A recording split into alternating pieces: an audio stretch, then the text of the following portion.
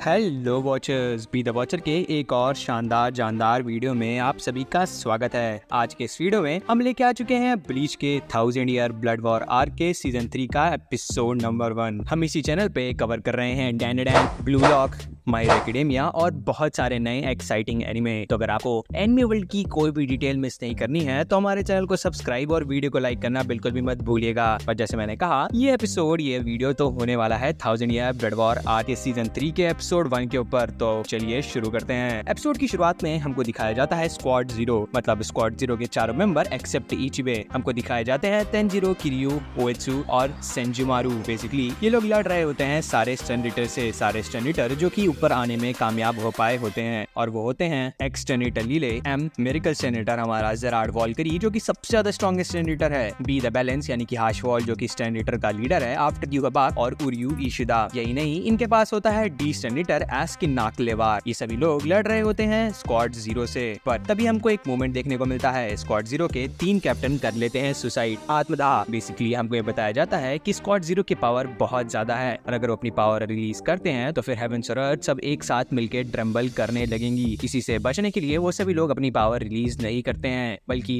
वो सभी के सभी लोग अपनी पावर दे देते हैं सेंजू मारू को, जो कि फाइनली रिलीज कर देती है अपना बंकाई सतात्सु कारागारा शिगरामी नो सूजी। बेसिकली ये बंकाई एक मिल की तरह होता है, एक कपड़े की मिल की तरह, जहाँ पे वो डिफरेंट टाइप के क्लॉथ्स क्रिएट कर सकती है डिफरेंट टाइप के अटैक्स के लिए। और ये स्पिरिचुअल प्रेशर इतना ज्यादा होता है कि ये इचिगो और योरिची लोगों को भी महसूस हो रहा होता है। वो लोग ये होप कर रहे होते हैं कि काश स्क्वाड 0 कामयाब हो जाए स्टैनिटस और युगाबाक को हराने के लिए, ताकि फाइनली वो लोग चैन से जी सकें। सबसे पहले हमारी सुंजमारू अटैक करती है एक्स लीले के ऊपर और वो उसको गोलियों से धज्जियां उड़ा देती है उसकी, उसी के अटैक से उसको उड़ा देती है। फिर उसके बाद वो आगे बढ़ती है स्टैंडर्ड डी की तरफ, यानी कि एस्किन की तरफ, जिसको वो एक बहुत बड़े से चादर के अंदर, लोहे का चादर जिसमें बहुत सारे स्पाइक्स होते हैं, उसके अंदर फंसा देती है। फिर उसके बाद वो बढ़ती है किसी और की तरफ नहीं बल्कि स्ट्रॉन्गेस्ट स्टर्निटर यानी वॉल्करी के ऊपर और वो उसको वहीं पे फ्रीज कर देती है। फिर वो बढ़ती है हाशवाल्ड की तरफ और उसको वहां पे जलाने लगती है और फाइनली वो उर्यू की सारी पावर सक कर लेती है। और इसी के साथ साथ सारे स्टर्निटर कैद हो जाते हैं अलग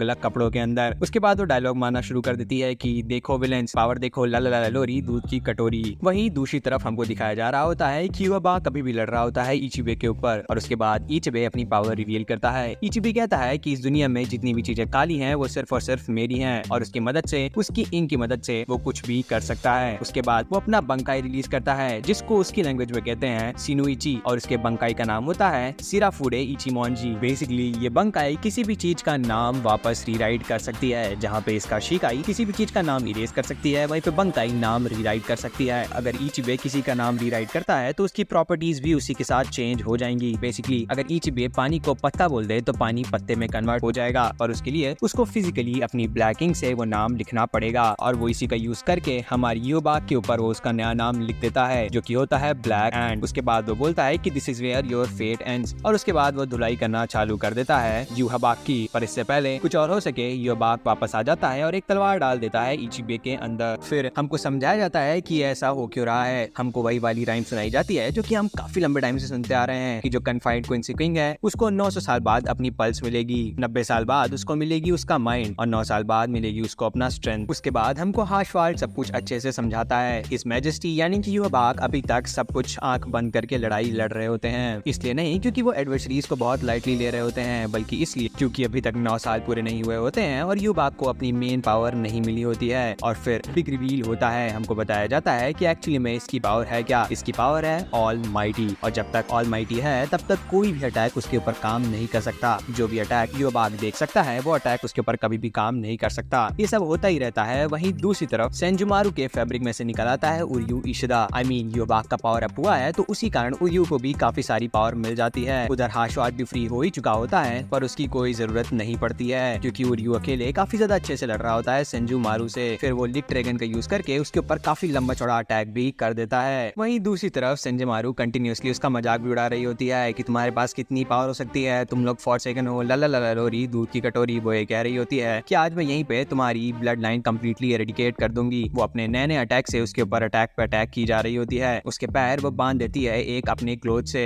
और वो कंटिन्यूअसली नए नए अटैक किए जा रही होती है। फिर हमको दिखाया जाता है उर्यू जो कि कम्प्लीटली टाइड अप होता है और उसके बाद वो उसके गले के अंदर एक पिन डालती है और कहती है इससे थोड़ा सा दर्द होगा। वंस अगेन वापस सीन कट होता है और हमको बताया जा रहा होता है कि कैसे युहबाक की पावर काम करती है। उधर इचिबे बहुत ज्यादा चिंतित हो गया होता है, पर फिर भी वो कहता है कि तुम्हें लगता है मैं हार जाऊंगा, तुम कितने भी ज्यादा पावरफुल हो जाओ, पर तुम्हें ये बात याद रखना चाहिए कि पूरी दुनिया की ब्लैक मेरी दोस्त है और पूरी दुनिया के ब्लैक को तुम कैसे हराओगे। उसके बाद वो एक लंबी चौड़ी सी पोएम बोलता है। मतलब बस कुल मिला के यही था कि दुनिया भर का काला, चाहे वो अंधेरा का हो, चाहे वो हो रात का, चाहे वो हो परछाई का, चाहे वो हो कलर का, सब कुछ उसका हो जाए। और उसके बाद वो अपना फाइनल अटैक रिलीज करता है फुटेन ताइत्सुर्यो, जिसकी मदद से वो युहबाक को नथिंगनेस में रिटर्न करने की सोच रहा होता है। और युहबाक बोलता है कि मैंने तुम्हें ऑलरेडी बता दिया है कि जो भी अटैक मैं देख सकता हूँ वो अटैक मेरे ऊपर काम नहीं करेगा। फिर वापस सीन कट होता है, हमको दिखाई जाती है सेंजामारू जो कि बोल रही होती है इशिदा से कि क्या ये स्टैंडिटर पावर है, और वो बोलती है कि पर इससे क्या फायदा, तुम मुझसे बच के तो नहीं जाने वाले हो। जिसपे उर्यू कहता है कि ये बहुत आर्ट चीज है कहने के लिए, क्योंकि देखो तो फंसा हुआ कौन है। फिर हमको दिखाया जाता है कि सेंजामारू एक्चुअली में फंस चुकी हुई है। और फिर उर्यू गजब का डायलॉग भी मारता है कि तुम्हें लगता है कि तुमने अपने बंकाई में मुझे फंसा लिया है, बल्कि अपने बंकाई में फंसने वाली तो तुम खुद हो। उसके बाद वो एक एरो का यूज करता है और वहीं पे मार देता है सेंजामारू को। और इसी के साथ साथ हमको बताया जाता है कि स्क्वाड 0 के 4 मेंबर मर चुके हैं और वो सारे स्टैंडिटर जो कि उसके कपड़ों के अंदर फंसे होते हैं वो सभी के सभी फ्री भी हो जाते हैं। और फिर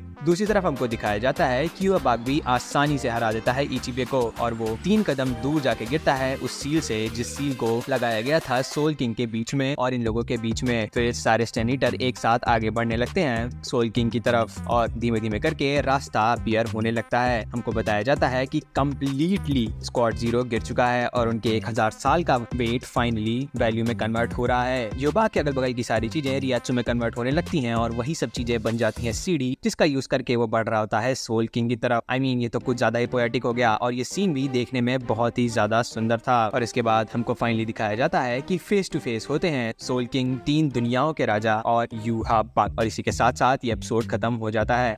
क्या कमाल की एंट्री है इस पुराने एनिमे के नए नवेले हाल की।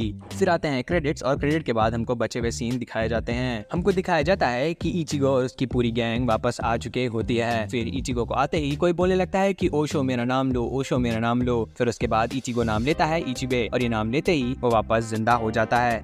इसकी पावर ही तो नाम से बेस्ड है। अगर कोई इसका नाम लेता है तो उनकी छोटी सी पावर लेके वो रीजनरेट खुद को कर सकता है। फिर इचिबे इचिगो से कहने लगता है कि प्लीज तुम्हें रोकना होगा किसी भी हालत में युहबाक को, क्योंकि सोल किंग इस पूरी दुनिया की है। अगर सोल किंग मर जाएगा तो सेरेटे, लिविंग वर्ल्ड और ह्योकोमुंडो तीनों ही दुनिया खत्म हो जाएंगी और अगर ये तीनों दुनिया खत्म हो जाती हैं तो बचेगा ही क्या। वो कहता है कि भले मुझे मेरी बॉडी मिल गई है पर मेरी पावर आने में काफी ज्यादा टाइम लगेगा, तो इसलिए ये काम तुम्हें इचिगो करना ही होगा। तब तक हमको दूसरा सीन दिखाया जाता है जहाँ पे युहबाक आगे बढ़ रहा होता है क्रिस्टलाइज सोल किंग की तरफ और इससे पहले कि कुछ और हो पाए वो सोल किंग को तलवार से वही मार देता है। और इसी के साथ साथ ये एपिसोड खत्म हो जाता है। तो जैसा मैंने कहा गाइस कि हम लोग बहुत सारे और भी एनिमे कवर कर रहे हैं। अगर आपको डैन डैन देखना हो, अगर आपको देखना हो ब्लू लॉक, अगर आपको देखना हो माय हीरो एकेडेमिया, तो आपको सब कुछ हमारे चैनल पे मिल जाएगा। इसके अलावा अब हम ब्लीच भी कंटिन्यूअसली कवर करेंगे और हर एपिसोड के साथ हम बेटर भी होते जाएंगे। तो आप हमारे चैनल को देखते रहिए, वीडियो को लाइक करिए, चैनल को सब्सक्राइब करिए और कमेंट ड्रॉप करना बिल्कुल भी मत भूलिएगा। So thank you for watching and be the watcher.